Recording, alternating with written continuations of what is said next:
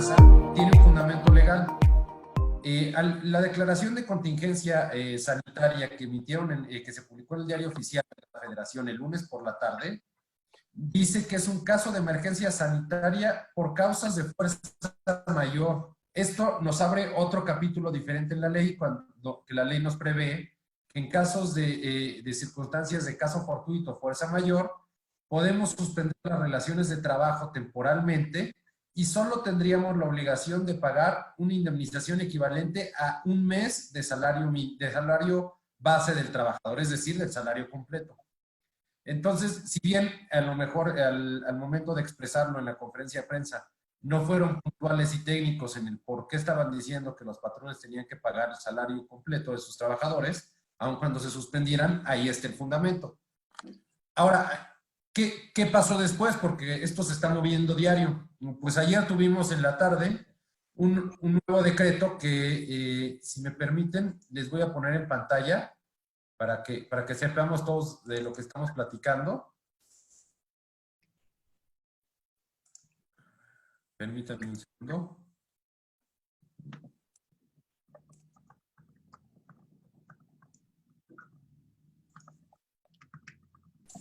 Listo. Este se publicó ayer y es el acuerdo por el que se establecen medidas extraordinarias para atender la situación general de sanitaria generada por el COVID. ¿Okay? Cabe mencionar que la Secretaría de Salud está facultada para decretar medidas sanitarias de emergencia en situaciones como la que estamos viviendo el día de hoy. Bueno, esto considerando, y ahora sí se pone todavía más delicado el tema porque se establece la acción extraordinaria para atender la emergencia sanitaria generada por el virus del SARS-CoV, que los sectores públicos, social y privado deberán implementar las siguientes medidas. Se ordena la suspensión inmediata del 30 de marzo al 30 de abril de las actividades no esenciales.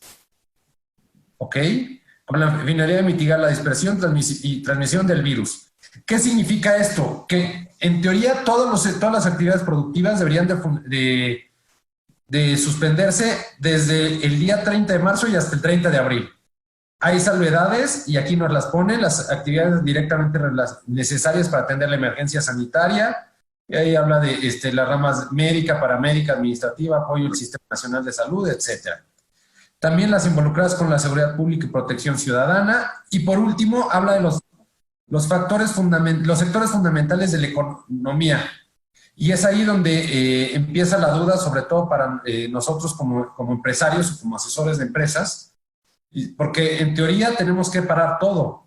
O sea, los servicios financieros de recaudación tributaria, distribución de energéticos, gasolineras y gas. Eso quiere decir que si alguno de ustedes está en la empresa, tiene gasolineras o venta de gas, puede seguir operando. Generación y distribución de agua potable, industrias de alimentos y bebidas no alcohólicas, mercados de alimentos, supermercados, tiendas de autoservicio, abarrotes, etcétera. Y nos vamos al final, donde habla de, así como actividades cuya suspensión pueda tener efectos irreversibles para su continuación. ¿Esto qué quiere decir? Que si nosotros cerramos un mes, nos vamos a ver en un estado casi de concurso mercantil y que no pudiéramos reanudar nuestras actividades de forma normal. Ahora, ¿cuáles son las sanciones? Porque específicamente aquí no nos habla de sanciones y les voy a platicar desde dos ópticas. Primero, desde el punto de vista estrictamente laboral, nosotros tendríamos que estar cumpliendo con esta situación y estar suspendiendo nuestras operaciones, pagando el sueldo completo de los trabajadores por un periodo de 30 días, no más, porque es lo que nos establece la ley. Y tendríamos también que ver si encuadramos en alguno de los supuestos de actividades económicas esenciales, o bien si podemos tener una justificación para continuar operando, argumentando que nuestras actividades cuya suspensión puede tener efectos irreversibles para su continuación, es decir, que nuestras finanzas no nos van a dar para un mes de cierre. Y entonces sí tendríamos los elementos para que si el día de mañana una autoridad laboral, que en este caso sería la Secretaría del Trabajo, nos llegara a hacer una inspección y nos dijera, oye, es que no cumpliste con las medidas sanitarias de emergencia que te indicaron. Tú tenías la obligación, porque la Ley Federal del Trabajo nos establece una obligación para cumplir para que los patrones cumplan con las indicaciones en caso de emergencia sanitaria. entonces nos puedan sancionar con hasta 5,000 salarios mínimos por cada trabajador afectado. Ahora, eso desde un lado, y desde un punto un poco más agresivo, quizás alguna otra autoridad como la Secretaría de Salud pudiera imponer sanciones administrativas desde la clausura, que llegaran hasta la clausura del establecimiento durante el tiempo de la contingencia por mantenerse abiertos. Ahí yo creo que es donde estaría el riesgo mayor, porque no podríamos levantar esa suspensión sin promover un procedimiento judicial, que es un amparo en directo contra el acto de autoridad. Y ahorita solo están atendiendo cuestiones de emergencia, es decir, temas penales o que resulte que su no atención resultara de un daño irreversible, ¿no? Entonces, creo que aquí lo primero que tenemos que ver es si encuadramos o no encuadramos en una actividad económica esencial, si tenemos argumentos para demostrar que una suspensión podría darnos efectos irreversibles desde el punto de vista económico, o bien ver la manera de cerrar temporalmente pagando a los trabajadores.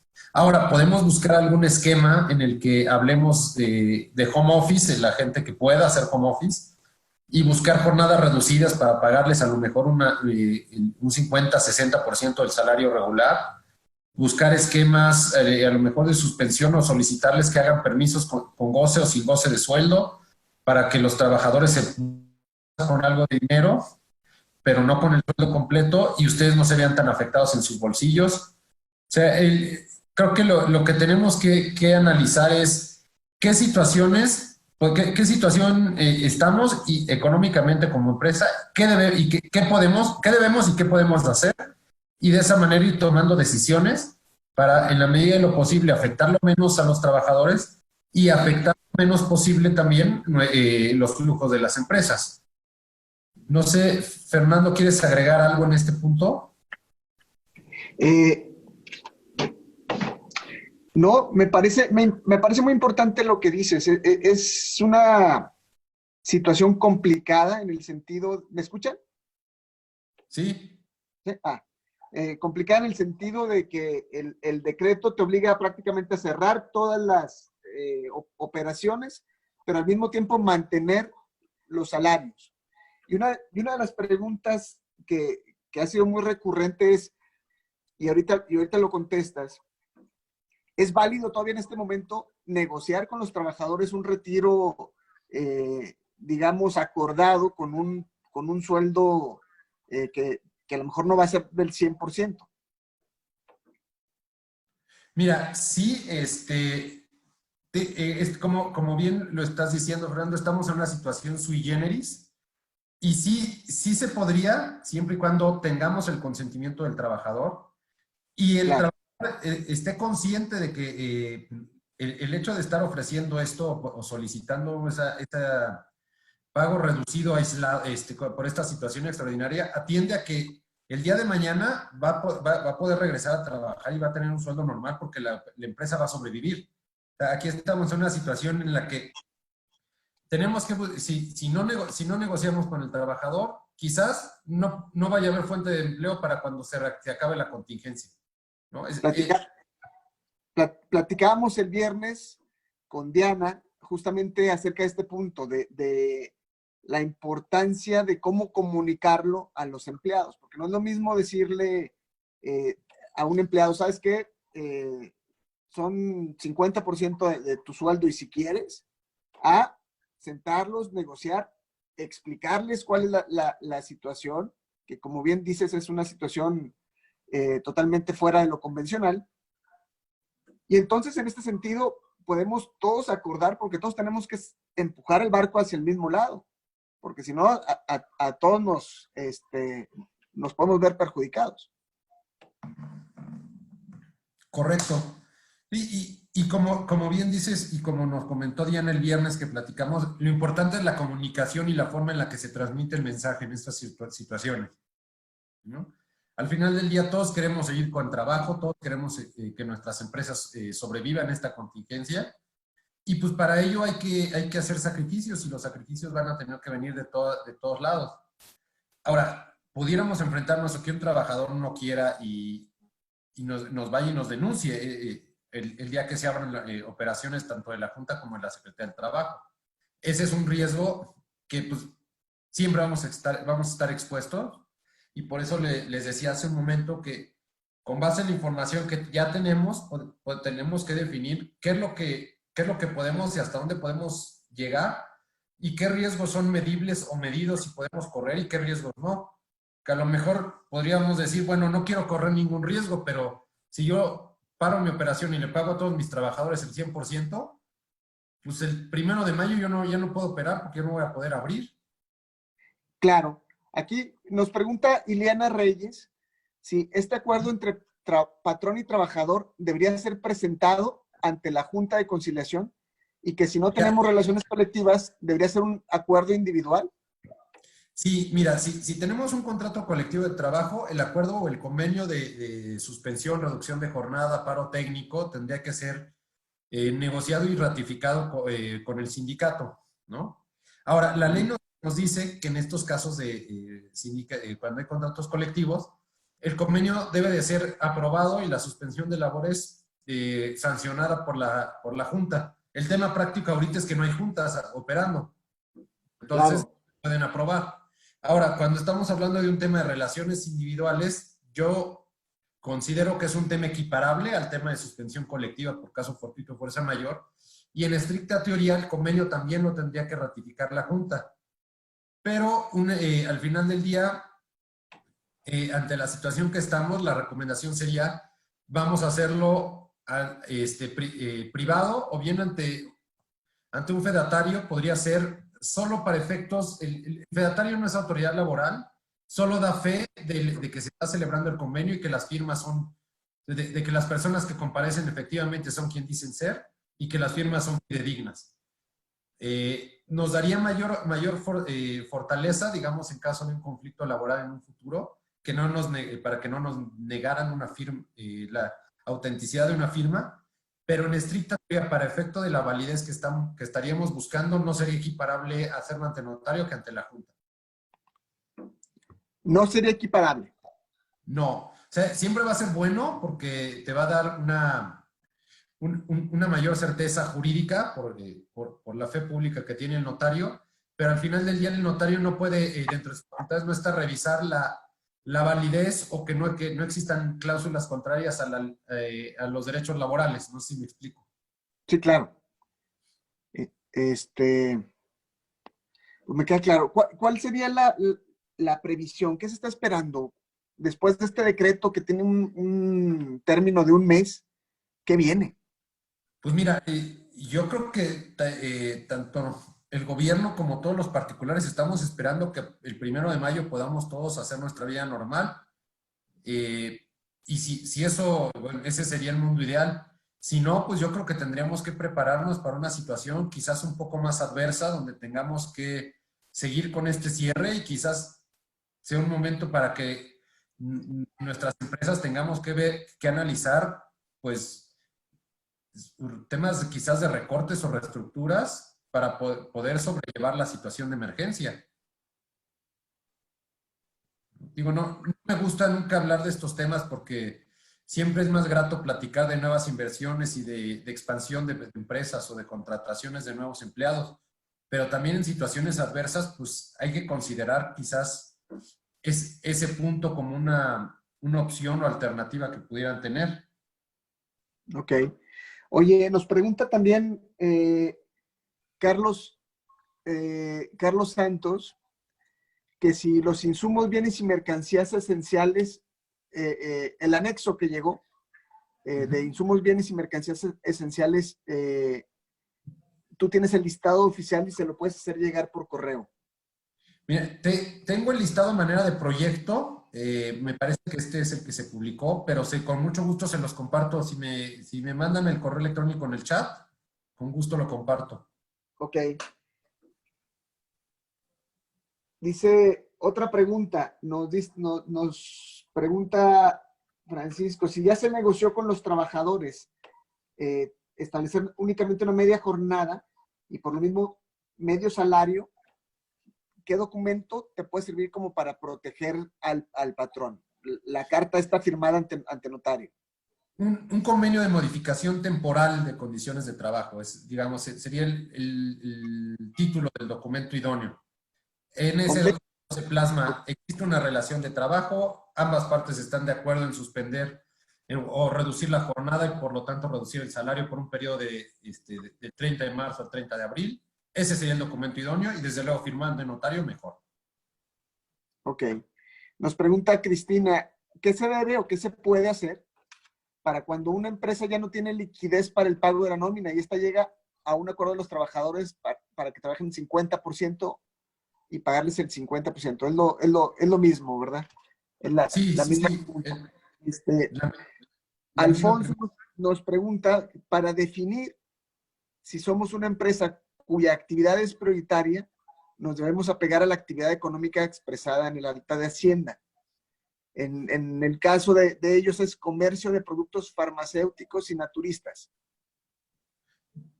Mira, yo entendería que sí sería una actividad esencial porque al final los productos farmacéuticos pues tienen que ver con la salud, ¿no? Y ante una emergencia sanitaria pues es necesario que se comercialicen y se vendan este tipo de productos.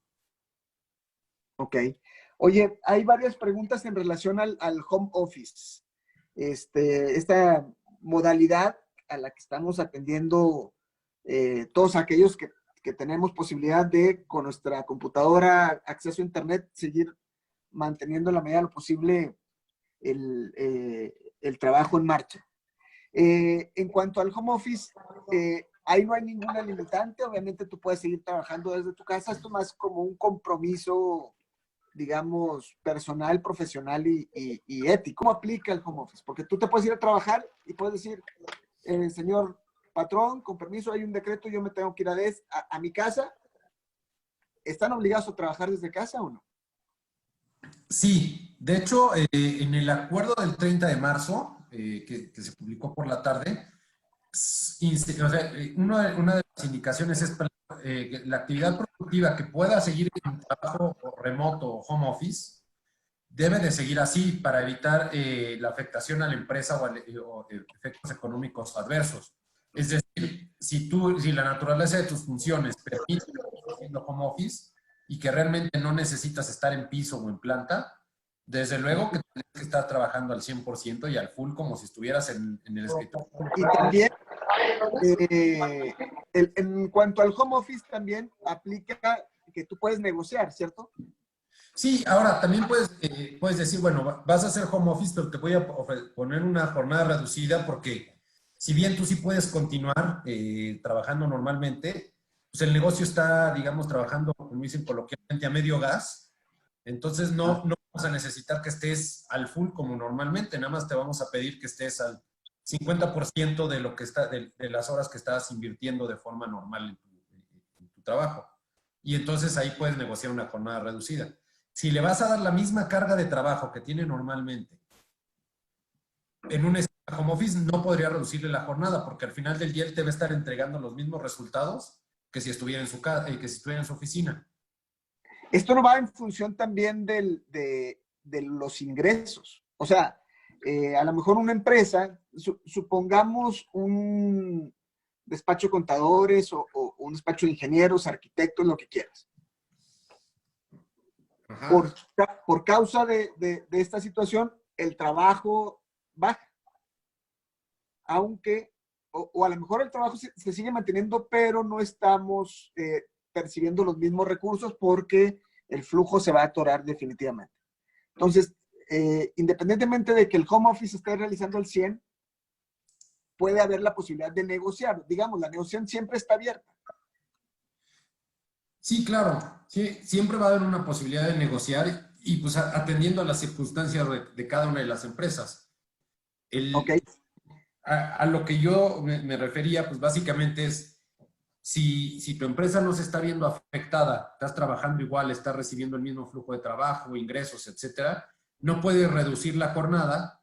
Digo, no puedes reducir el salario si está haciendo lo mismo, recibiendo, teniendo la misma carga de trabajo y pues la empresa no tiene problemas económicos. Desde luego, cuando la empresa tiene problemas económicos, pues entramos en alerta y en una época de contingencia donde se tienen que tomar todas las medidas, incluyendo pues pedirle a la gente que se ponga la camiseta pues hacer una reducción de salario, ¿no? Oye, hay otra pregunta, nos preguntan si en las empresas donde la actividad es esencial, el personal administrativo debe permanecer también de manera presencial o en home office, a los que puedan desarrollarlo. Mira, si no son actividades esenciales las que tienen que desarrollar en su centro de trabajo y las pueden hacer vía remota, se deben de ir a sus casas.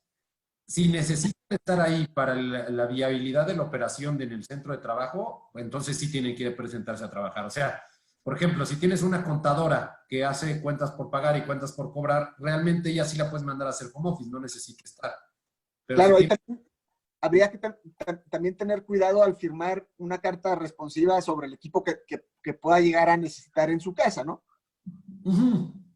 Eso es bien importante porque para evitar después alguna merma en los activos de la empresa. Y Sí, bien, claro. sería importante preguntarles también quién tiene o no tiene instalación para hacer home office. O sea, y por instalación no me refiero a que tengan la misma sofisticación de equipo que pudieran tener en su empresa, pero que cuando menos tengan una conexión a internet, ¿no? Sí, claro. Otra pregunta. Nos dicen que si estamos en la producción manufacturera, esta me parece interesante, y podemos comprobar que cerrando el mes habría efectos irreversibles, ¿ante quién se debe de presentar esta justificación? Bien, no es algo que se tenga que presentar, digamos, a priori, o sea, en este momento, sino más bien en el momento en el que llegaran a investigarte o a inspeccionarte, tendrías tú que acreditarle al inspector que tu actividad, o sea, que tu actividad se hubiera visto, bueno, que vulnerable o el daño hubiera sido irreversible, ¿no? Y quizás pudiera llegar a enfrentarte a un procedimiento administrativo en el que lo tuvieras que demostrar. No Oye, hay licencia, perdón. no, perdón, continúa, perdóname. No, o sea, nada más para concluir este punto, no es como que tengas una licencia como tal para poder operar en tiempo de contingencia. O por lo menos al día de hoy no lo han anunciado así. Ok. Oye, con referencia al Seguro Social y al Infonavit, ¿qué se puede hacer para, o es recomendable dar de baja al patrón, al trabajador, perdóname, del seguro y del Infonavit durante esta etapa de contingencia, digamos, o habría algún riesgo de que supongamos que alguno de nuestros trabajadores lo mandamos a la banca, lo dimos de baja del seguro y se enferma? ¿Tendríamos alguna responsabilidad? A ver, y son varias cosas ahí en ese sentido. Si estamos dentro de un permiso, ya sea con goce o sin goce de sueldo, se tendría que hay una suspensión de la relación de trabajo. En este sentido, después de 8 días, el patrón estaría facultado para dar de baja al empleado temporalmente por causal de ausentismo. Es muy importante que sea por esa causal únicamente. Y durante un periodo de hasta 2 meses, los trabajadores que sean dados de baja tienen el derecho a seguir siendo atendidos en el IMSS. Entonces, en Ok, conclusión y a tu pregunta, sería, sí lo podrías dar de baja por ausentismo y tendría que el IMSS que seguirlo atendiendo por un periodo de hasta 2 meses. Ahora, en la práctica, ¿qué es lo que te puede pasar? Y atendiendo a la línea que seguramente van a traer después de esto a nivel político, que seguramente a las empresas que lleven a cabo estas prácticas los van a inspeccionar y los van a empezar a auditar por parte del Instituto Mexicano del Seguro Social. Ese es el riesgo. claro.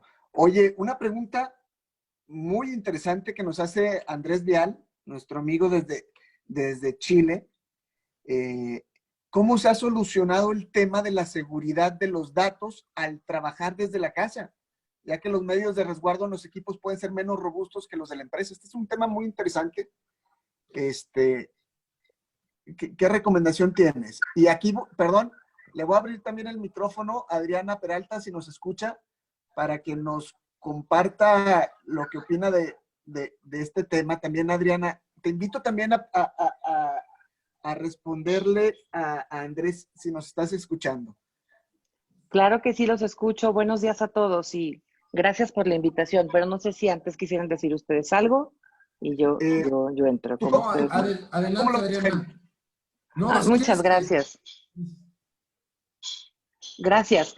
Bueno, pues qué pregunta tan interesante. Yo les diría que me iría un poco hacia atrás. La realidad es que desde que tenemos una relación laboral, es decir, patrón-empleado, el establecimiento de estas obligaciones que siempre van en dos vías y por supuesto también cuando hablamos ahora mismo de toda esta reducción de jornada, el salario y terminaciones anticipadas, generalmente estamos hablando de las obligaciones del patrón. Sin embargo, el empleado también está obligado a cumplir con ciertas, incluso no solo por ley federal del trabajo, sino también por políticas en términos de integridad.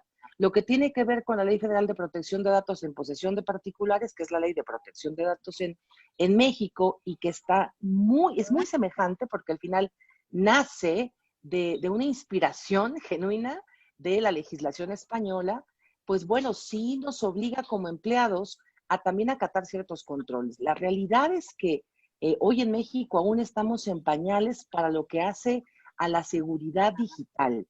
Una cosa son los datos que recabamos en el continuo de una operación face to face en el que estamos viviendo todos los días. Pero en términos digitales, yo les diría, lo primero y más complicado es que no tenemos incluso una política de cómo resguardar y cuidar los datos. Y dos, tampoco sabemos ni hemos clasificado qué datos tratan nuestros empleados. Y por último, menos vigilamos cuáles son los procesos de ida y vuelta de los datos que tratamos ahora justamente en esta modalidad de teletrabajo, home office o trabajo desde casa. Entonces, creo que el tema da para mucho. Bueno, quienes nos escuchen, empresarios, creo que no es un tema minúsculo porque al final hoy estamos hablando de una continuidad laboral, pero gran parte de la forma en la que hacemos negocios hoy en día tiene que ver con los datos de los clientes, con los datos de los empleados, nuestros proveedores e incluso sobre desarrollos que vamos a generar en un futuro. Es decir, parecería que la moneda de cambio, no de un futuro, de ahora, se llaman datos personales.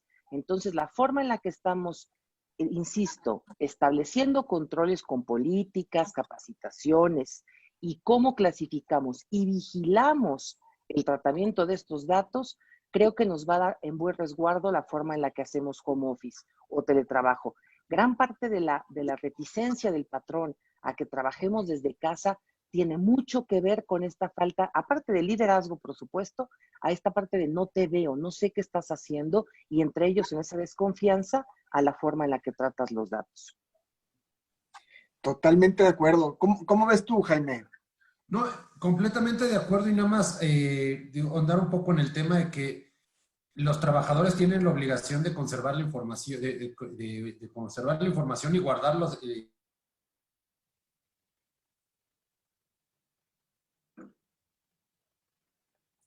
Se nos fue. ¿Nos escuchas, Jaime? No sé, Andrés, si quieras comentar algo, cómo lo están haciendo en Chile, Andrés? Que, Sí, ¿es bueno, similar a... Ajá. primero muchas gracias Fernando por la invitación, la verdad que muy interesante y bueno, en Chile tenemos algunas cuarentenas que son totales de algunas comunas de la capital, 6 comunas de las más importantes, estamos hablando de más de 1,5 millones de personas que hoy día tienen cuarentena total en sus domicilios. Para salir nosotros tenemos que conseguir permisos temporales que llegan hasta 4 horas para poder ir a supermercados, farmacias y cosas de ese tipo de primera necesidad, pero eso ha paralizado totalmente el resto de las actividades económicas. Por lo tanto, estamos viviendo una situación súper compleja porque al paralizar la actividad económica vamos a tener un problema que ustedes han mencionado, que es el problema del flujo de caja, y por lo tanto las empresas van a empezar a no recibir sus ingresos y de ahí para abajo viene la cadena de no poder solventar los pagos y los gastos. Dentro de esos gastos está el tema de pagar sueldos. Claro. Y el tema de los salarios es un problema complejo porque afecta directamente a nuestros colaboradores y significa que va a haber gente que no va a poder comprar alimentos, que no va a poder pagar sus cosas que tengan, por ejemplo, compromisos de deuda bancaria con bancos, por ya sea por sus propiedades o lo que sea, digamos, compras de auto y otros.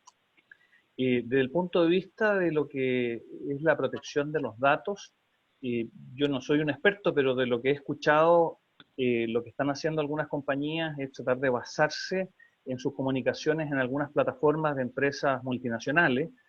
Solo por mencionar una, pueden haber otras, pero Google tiene servicios en los cuales presta con ciertas claves, digamos, la posibilidad de que una empresa pueda moverse a través de ellos con toda la seguridad y resguardo de esos datos. Yo creo que en la mayor cantidad de los casos se está dando que la gente trabaja sin ningún resguardo desde sus casas, a través de sus propios computadores y con la posibilidad que alguien los esté hackeando o robándole datos. Me estoy poniendo en el caso, por supuesto, que tenemos un trabajador leal. En el caso de un trabajador tal vez no tan leal, podría tomar los datos que reciba de la empresa, al cual le tienen que haber dado acceso para poder seguir trabajando, y esos datos los podría traspasar a la competencia o guardarlos para un futuro, ni idea, digamos. Entonces, creo que el tema del teletrabajo, siendo una herramienta muy potente y muy efectiva en este caso, por lo menos de la pandemia, es un tema delicado que los empresarios tenemos que tomar muy en serio. Claro, es muy importante y también hay que concientizar a los trabajadores porque muchas veces pasa lo que tú dices. Pueden irse a su casa, descargan la información de la nube, la graban en un USB o en lo que tú quieras, y perdemos mucho el control. Por eso es importante tener los expedientes laborales bien determinados. Andrés, te agradezco mucho que nos acompañes, de verdad. Gracias a ti. Nutres mucho la conversación. Igual Adriana y Jaime ya regresó, tuvo algún problema. Jaime, ¿estás por aquí? Yo estoy aquí de vuelta. Perfecto.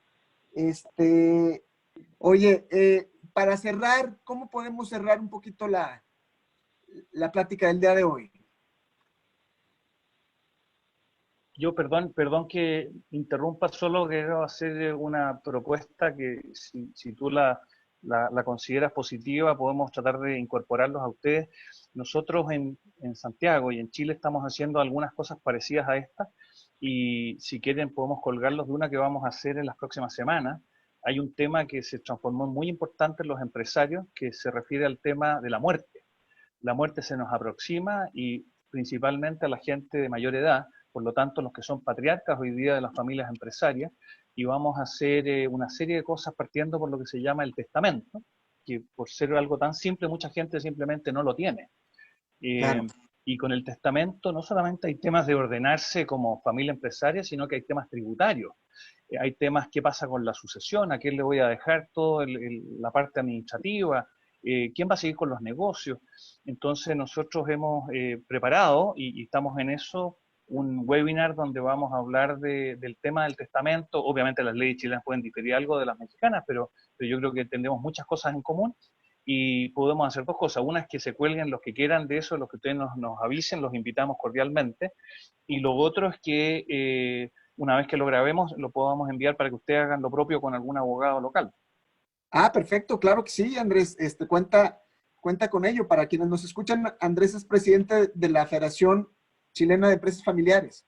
Entonces, con todo el gusto del mundo, nosotros colaboramos con ustedes en este proyecto y en el que nos digas. Fantástico. ¿Sale? Muchísimas gracias, Andrés. De nada. Jaime, ¿cómo cerramos? Ya volvimos a perder a Jaime. En óptica laboral, mi sugerencia sería,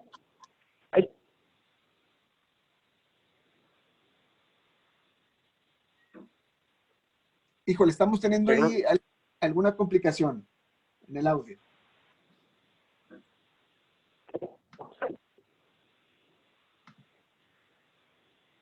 Bueno. Sí, Jaime. ¿Sí? Sí.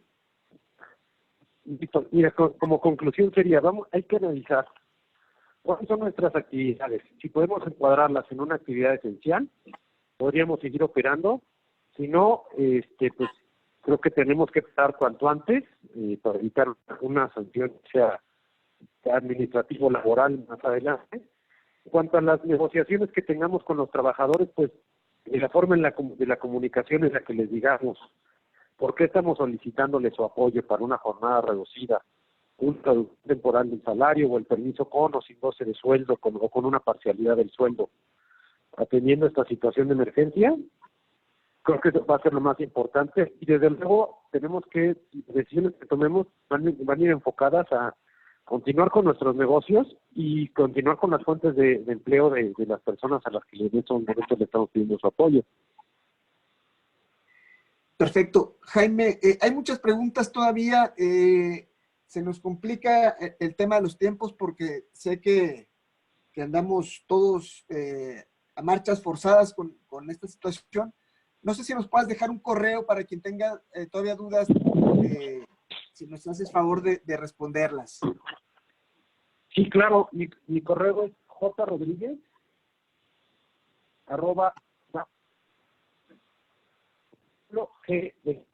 @g.com. jrodríguez @ibarratg.com. Perfecto.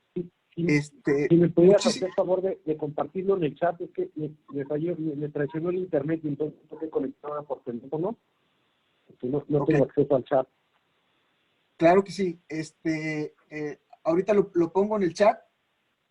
Y pues muchísimas gracias a ti, Jaime, a Adriana por participar, a Andrés por compartir con nosotros lo que están haciendo allá en Chile y a todos los que se conectaron hoy. Muchísimas gracias. Sigan nuestras redes sociales porque necesitamos saber qué están haciendo las otras personas para mejorar y salir de esta todos. Les mando un abrazo y mucha suerte y mucho ánimo a todos. Gracias.